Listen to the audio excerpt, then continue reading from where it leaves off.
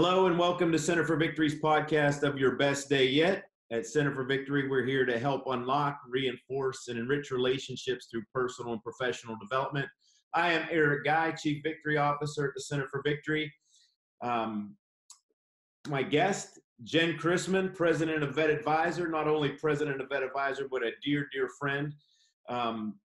We've been talking this month about Wonder Women, and that you're kind of starting us off with that, Jenn. So I'm really excited to have you here. Could you give us a little bit about your background? We're kind of titling this Courtroom to Boardroom, but give us a little bit about your background and how you got to where you were at, and then we'll talk about some other things here. Okay, great. Thanks, Eric. So how I got to where I'm at, definitely a long and windy twist and turn journey for sure. I came out of high school and really didn't know exactly what it was that I wanted to do. And so I decided that it was really important that I look at taking a break for a little bit of time just to kind of find myself, figure out where I wanted to go. And I actually went to college a little bit later in my journey and worked in a number of jobs in the interim. And I was still kind of lost, even through it all. I still didn't really know where my true fit was. So I decided that I really wanted to take a look at doing some soul searching and really taking a look at social work as my background. Interestingly, though, I started with education, thinking that education was going to be that niche that I wanted to explore. But pretty quickly, I found myself not wanting to be in a classroom all day long, but I knew I wanted to help people. So I ended up looking at social work as my career. And it was also a very interesting journey because I didn't think I would end up where I'm at. Went through quite a number of iterations and placements to look at what was the right fit.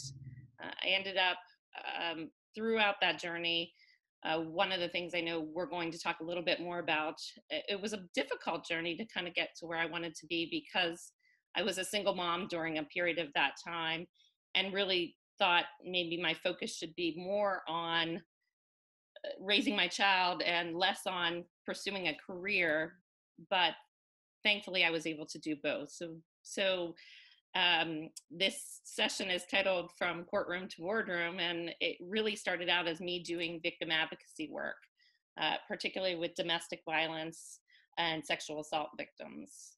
And I had a lot of individuals say to me, wow, that's really tough work. That's really hard, deep work. And they were right. It absolutely was and is tough, deep work.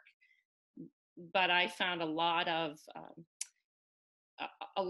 enjoyment and satisfaction in knowing that I was making a difference in other people's lives. Mm-hmm.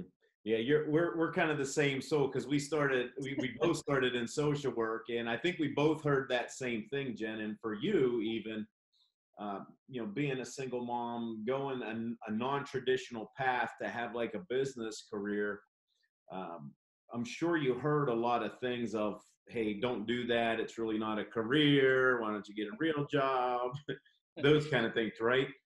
Absolutely. I heard that more than once and more than one, articulated in more than one way. I think the most interesting piece to me, and almost sort of offensive piece to me in some components, when people would say, why would you want to do social work? You'll never make any money. That was one of the things that I heard from almost everyone. Why would you invest all that time in education to come out and do something that's never going to be rewarding in the financial sense? And my reply back was always, it may not be rewarding financially, but it fulfills me. It fulfills me as a person, and is what I need to focus on and do to give back to me. And I think if you find an area that you're very passionate about, and don't worry about making the big dollars, the money tends to, especially in my circumstance, tends to be able to fulfill you and sustain you for what you need. Hmm. Yeah. And now, so give a little plug for VetAdvisor, because it's really cool. I mean, you just started with a very skeleton crew, and you're about 200 employees now. Uh, Right, we are. So I just want to kind of back up a little bit, because we started as the VetAdvisor model, and that looks at predominantly working with veterans, military, guard reservists, and their family members and caregivers. So we really take that holistic approach when working with individuals. We look at 5 key areas. We look at everything from behavioral health to wellness to finance to careers to what we call navigational advocacy or care coordination. Because we realize that when someone comes in to work with us, and we use technology and people to drive outcomes. So when someone comes in to work with us, we assess their needs, and we realize that a lot of times, because of the stigma of reaching out and seeking support, particularly mental health support, the problem is never really the problem when they come in and start working with us. So we really engage them, pair them with an individual who they can feel very comfortable and build a relationship with. And then our purpose, our whole mission, is to improve the quality of the lives of the individuals we are working with. We want them to be happy, healthy, productive in their lives, whatever that journey might be. And we're really proud that we're morphing right now as we speak from VetAdvisor to MyAdvisor. So we're taking out the parallels that we learned in the veteran community, because we've been doing that work. As you mentioned, we started about 12 years ago, and we started with 6 of us, and now we're close to 200 in our division alone. So we're taking those parallels that we learned and applying them across any vulnerable population, or any population who, by their sheer nature, are serving other individuals. So we're going to look at working with firefighters, EMTs, first responders, educators. It really can be anyone that has a need and has an opportunity for maybe a challenge, overcoming a challenge that they might be facing. Good. Yeah. And then a little bit about, let's go back to what you said. You were a single mom through this period, right? And that's why I want you on. I want people to have hope, because you give a lot of hope to people in your work and just looking back in your life. And you're very humble about that. But I want you to share, because we have people listening and watching this. What were the challenges you had for being a single mom during that time and really making a great career? Because that's what you did. That's what you've done, and you're continuing to do that. But what were some of those challenges, and how did you deal with them? Well, I think I'm very fortunate in the fact that I have a lot of great people around me. I think the biggest thing that I did is ask for help, knowing that I had goals and aspirations for a career beyond the home, because I do really think that we as parents look at having that as a full-time job. So we're juggling many things, many priorities, many where should I be? The struggles are definitely real. Missing any type of performance was always a challenge for me. I would just say, ask for help. Don't be afraid to ask for help. Don't be afraid to take time for yourself. Because it's really important to recharge you and look at you in order to juggle all those balls. Parenting isn't easy, as all of us know, but it's the most rewarding thing that I've ever done, beyond any career I've ever been in, or any journey that I've ever had. It's always been the center of who I am, is being a parent. And as a single mom, it is vital that you know your resources, ask for help. And if you don't have help, around you, let's say if you don't have family that live around you, I was very fortunate. I'll give you a prime example of where I became creative in terms of the support that I asked for. I had to take classes in the evening to get my bachelor's degree, and I was a single mom. And the daycare that I actually took my son Logan to, they closed at 5 o'clock. So it became very much a challenge for me to figure out how I was going to get him somewhere while I was in class. Well, fortunately, the daycare provider offered to take him home with her so that I could attend class and then I could pick him up after.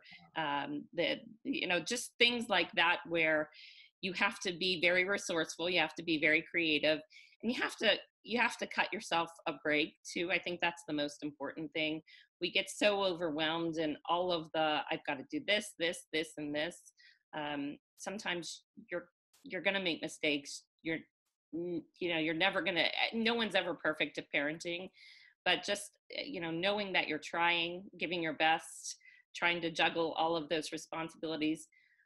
Just believe in yourself, nurture your relationship with your child, and ask for help. I think those are the real important components of being a single mom. And I know it was in certain times difficult when I had to, I'd miss something. I try always to be home for those critical events, but I recall one evening where there was a choral performance that I was stuck in San Antonio, and the weather here was bad, so therefore I couldn't get back. And my son said to me, "Mom, you are always here for everything." And he's like, "I know, I can always count on you. So don't beat yourself up when things don't go perfectly." Yeah. And just a little extra here to tell our viewers and listeners, your guy's in his first year of law school, so he's doing pretty well, with all that you gave him, and he's really going out and chasing his dreams just the same way you model for him. Last kind of concept that I wanted to go over, Jen, you mentioned, you hit on it a little bit, and I know I have, and that's why I want you to speak to our listeners as well, is this whole idea, one of our core values is soar with eagles, right? Get above, and we say, don't deal with pigeons, because pigeons crap all and everything. You heard a lot, I heard a lot with that social work degree coming out. Hey, once I got over the hurdle of hearing, hey, look, you need a real job, then I heard, well, you can't make it in business with a social work degree. So it was like, I was stuck. I was like stuck, but I did find myself. That's where we met in kind of, and I would call it an Eagle group. But speak to that of not listening to those pigeons, especially as a woman, right, and as a leader, right? Who were, and maybe tell us who those eagles were for you, but how did you avoid those folks, and where did you find yourself going to get the support that you needed so people would get on board and encourage you with the ideas that you had?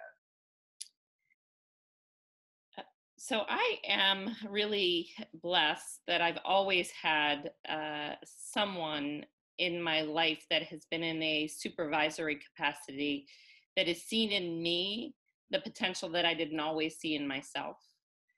And that has been my initial out of college. I started right away with a victim services group, as I mentioned, and was surrounded by a lot of strong women who were doing the work.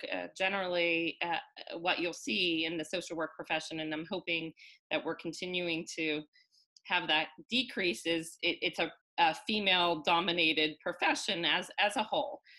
So I had some really strong female mentors out of the gate that taught me that you could push yourself, outside of your comfort zone. And then I quickly went to where I started working with the military. And the woman that was my boss was much more than a boss. She was a mentor, a friend, someone I really could count on to guide me in a path where I was providing one-to-one services, and then I became this individual who was supervising victim advocates at military installations across the country who I wasn't face to face with. So it was a real kind of eye opener to me to say, wow, this is going to be really new and outside of my comfort zone. And she believed in me and said, hey, listen, you have the background. I think this could be a really good career for you. And so it went really, really well. And as government contracts often do, the contract I was working on ended. And once that ended, it was like, what's next for me?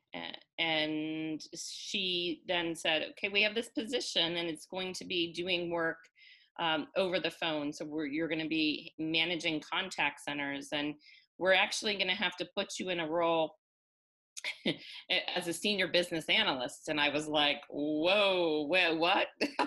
I'm a social worker. I'm not a senior business analyst. She's like, hey, trust me. So I did trust her. I trusted her. I went with it. And that's how I met my current boss, our CEO, who I've been through a long journey with. And I can't say enough about his belief in me. Has been able to take me to new levels, to push myself. A few years ago, we did an article for the Wall Street Journal, and it was about pushing people outside their comfort zone. And again, back to the business aspects, he decided and said to me one day, okay, you're ready. You're going to manage your P&L. And I'm like, the financial management was the only class I got a B in, and that was by the skin of my teeth. So I think their belief has always just really pushed me to want to do better, be better.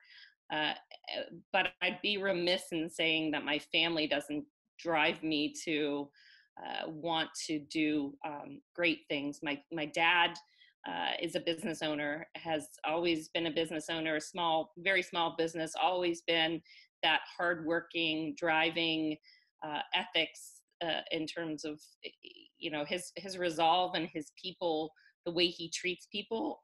I knew that's what I wanted to do, and that's how I wanted to be in business. Of course, my husband believes in me, supports me more than I could ever ask. I surround myself with great colleagues day in and day out. They're the real reason I've gotten to where I am right now. And of course, my son has been there through thick and thin with me, good, bad, hard times when we were scrambling to find ramen noodles to eat. I mean, the struggle was definitely real, and to this day we ate so much macaroni and cheese. He doesn't like macaroni and cheese, but how you eat something so much, you just have an aversion to it. But just the belief of those around you can, I think, cause you to believe in yourself, see yourself, push yourself outside of that comfort zone, and that's so important. And moving away from the naysayers. You'll always find naysayers, no matter where you go. You'll find those people that say, you can't do that. Why would you do that? Block them out. It's kind of, what your journey is, or you were planning your journey. Look at the positive aspects. Even when times are hard, don't focus on the hard. Focus on the what's next. How can we move forward? How can we get ahead and really meet the needs of what you find that drives you is important. So soaring with those eagles, critical for success, both personal and professional, because you'll find people personally that Also, it's not just professionally that you're not soaring with eagles. It's personally. Why are you moving there? Why would you choose that house? Why would you? It's just, you just gotta know that in your mind, those people around you, listen to their feedback and block out the negativity. Yeah. Well, there's a lot of great tips that you gave us. I'm gonna if you were to sum this up and just give us 3 or 4 bullet points, especially speaking to women that might be in the situation that you were once in. I really want you to speak to them right now. What 3 or 4 tips would you give them to say, hey, look, just this is what you should do? Okay. Let me think 1 second through that. I would say the first and foremost, take each day one day at a time. The big picture sometimes can get very overwhelming when you're thinking, I have to do this and this and this and this. So take each day one day at a time. Plan each day one day at a time where you can. I mean, obviously you don't always have that luxury, but don't sweat the small stuff. I mean, I know that's very cliche, but it's so very true, especially as a single mom. If you're eating cereal for dinner one night, it doesn't make you a bad mom. Don't sweat the small stuff. That's really important. And where you can, surround yourself with really just caring individuals. Really also critically important. If you don't have family around, build relationships in the community, maybe with other single mothers or other just other people in the community that you can support and they can support you, that give and take. And my biggest thing, no matter who you are, whether you're a single mom or you're a is be kind to yourself, be kind to those around you, and just know that everybody has something that they're thinking about or is weighing on them or that they'd like to do. We all have all of those hopes, dreams, challenges that we're facing, and just being kind to yourself and being kind to others is probably the biggest thing that I've always practiced and felt like that returns itself to you. If you're a kind person to others, it comes back to you. Yeah, absolutely. The other thing that I heard that I'm going to take away from this, Jen, is really push yourself outside your comfort zone. I heard you say that quite a bit, and just be willing and able to do that, because that's what puts you there. All those tips, and that's the one I really took away. So thanks a bunch for that. I really appreciate it. I'm going to end with this quote. I know it's a fave of Jen's here, by Brene Brown. It says, you either walk inside your story and own it, or stand outside your story and hustle for your worthiness. And that's really been, what you've done throughout your life and your career, personally and professionally. I hope we have you back on the show, Jen. Would love to hear more about what you're doing and really get the word out, because you all provide such a great service to the community. I think it's just going to get bigger from here. But thanks again. That's all for today, folks. Thanks for watching. Make sure you leave a comment down in the comment section below. Leave the video a like. We'd also appreciate it if you've hit that little subscribe button as well as the bell icon, so you get notified when we post next. If you'd like more information, you can always visit us at centerforvictory.com. And last but not least, remember, wherever you're at, whatever you're doing, make this your best day yet. See you soon.